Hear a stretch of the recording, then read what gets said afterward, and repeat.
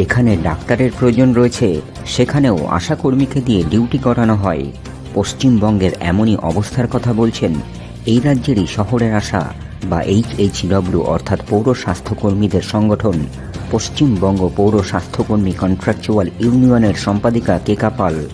এদিকে বিভিন্ন দাবি আদায়ের লক্ষ্য নিয়ে পশ্চিমবঙ্গের গ্রামীণ আশাকর্মীদের পাশাপাশি এই রাজ্যের শহরের আশাকর্মীরাও 23শে ডিসেম্বর থেকে রাজ্য জুড়ে লাগাতার কর্মবিরতি শুরু করেছেন।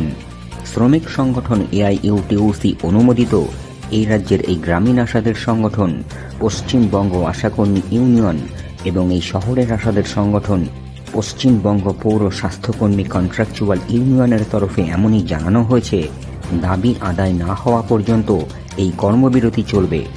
এই কর্মবিরতি শুরুর প্রাক্কালে পশ্চিমবঙ্গ পৌর স্বাস্থ্যকর্মী কন্ট্রাকচুয়াল ইউনিয়নের সম্পাদিকা আর কি বলেছেন, #লাইভ নিউজ বাংলায় থাকছে তার কিছু অংশ। দেখুন, শুনুন।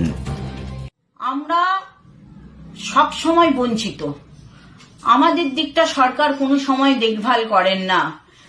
2020 সালের পর থেকে পৌরমন্ত্রী আমাদের সঙ্গে দেখা করেননি, আমরা আজ পর্যন্ত তার সাক্ষাৎ পাইনি। বারবার ডেপুটেশন দিয়েছি, ডেপুটেশন চাওয়া হয়েছে, উনি দেখা করার প্রয়োজন বোধ করেননি।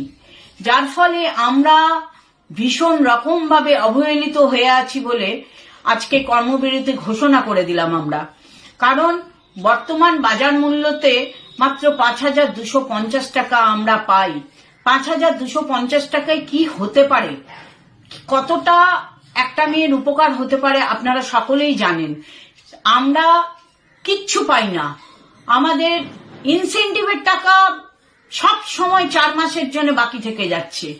আমরা PLI পাই না, আমরা PMMVY শহরের HHWরা স্বপ্ন দেখে। এখানে বলে রাখা প্রয়োজন, মেলা ঠেলা খেলা সব জায়গায় এই দিদিদের ডিউটি দিয়ে দেয়, অথচ তাদের জন্য কিচ্ছু ব্যবস্থা নেই। তাদেরকে এই ডিউটি করার জন্য কোনো রকম ভাতা দেওয়া হয় না। আমরা যেখানে ডাক্তারের প্রয়োজন আছে স্কুলগুলোতে, মাধ্যমিক উচ্চ মাধ্যমিকে, সেখানে আমাদের দিয়ে ডিউটি করায়। একটা শিশু অসুস্থ হলে আমরা কি করতে পারি, বড় জোর একটা ORS দিতে পারবো, তাও প্যারাসিটামল দেওয়ার আমাদের পারমিশন নেই, সেটাও আমাদের দিয়ে দেওয়ানোর ব্যবস্থা করা হয়।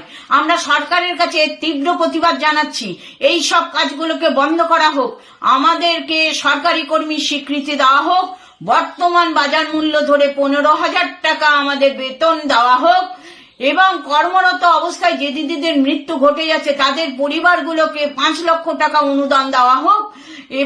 আর যে দিদিরা কাজ করা অবস্থাতে 60 ঊর্ধ্ব দিদিরা অসুস্থ হয়ে আছে তাদেরকে 5 লক্ষ টাকা দিয়ে VRS এর ব্যবস্থা করা হোক, PF পেনশনের ব্যবস্থা করা হোক। আমাদের কিচ্ছু নেই, আমরা কিচ্ছু পাই না। আমরা তাই এই কর্মবিরতি করতে বাধ্য হলাম। যতক্ষণ না আমাদের দাবি আদায় হবে ততক্ষণ এই আন্দোলন চলতে থাকবে, এই কর্মবিরতি চলতে থাকবে।